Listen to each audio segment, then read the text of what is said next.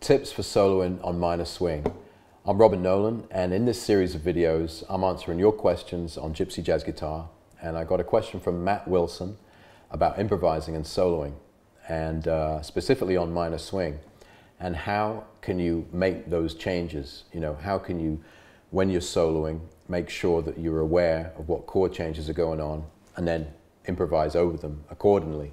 That's the whole thing, isn't it? So when you're soloing over minor swing, you've got 2 bars of A minor, 2 bars of D minor, 2 bars of E7, this is basic, 2 bars of A minor, A7, D minor, D minor, A minor, A minor, and basically E7, and then back to A minor. So the first thing, just whenever you're getting stuck or you think you kind of having problems with soloing, take a step back and think what you're actually trying to solo on.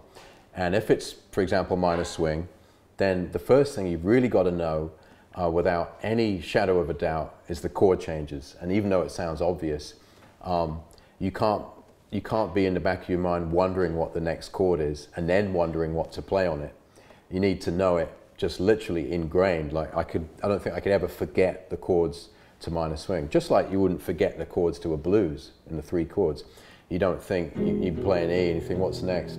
It's always going to be A, isn't it? So it's a blues. So all these tunes, minor swing, all the repertoire of Gypsy jazz is exactly the same.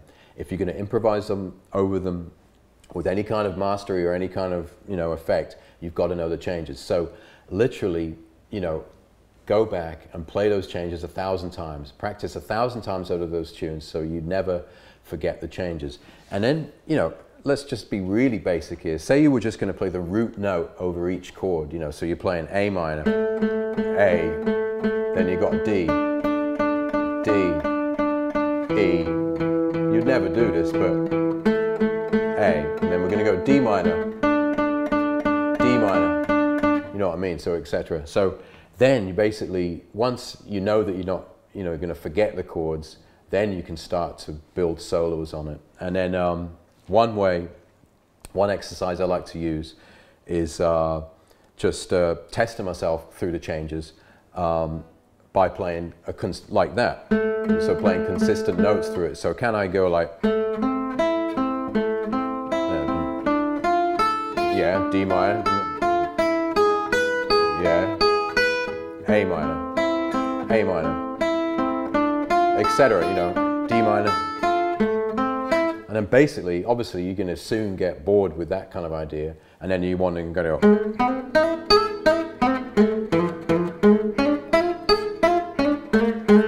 what I mean? You're going to start being creative and kind of expanding on your knowledge because you're so sure of the chords that you're never going to, become stuck. So I think, even though this might sound really basic, just whatever it's, always my advice is to, to know less, so play less tunes, but be freer within those tunes and rock those tunes, instead of being able to play 100 tunes, solo over 100 tunes, for example, with the real book or with chord changes in front of you, or always kind of half known.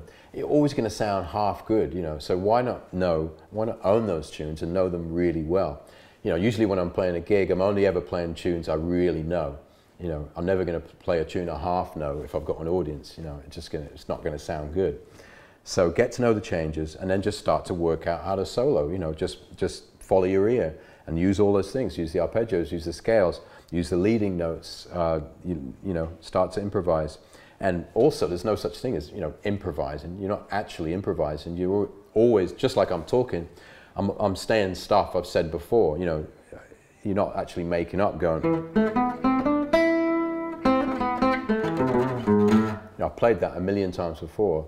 If I'll do a chorus through minor swing, okay, and then none of this will actually be improvised, even though, that's what we say, we're improvising, okay? Because I've played these things before, I know they work. Maybe they're in a different order, and I'm kind of, mixing and matching ideas. But basically, I've played this stuff before. So minor swing, 2, 1, 2, 3.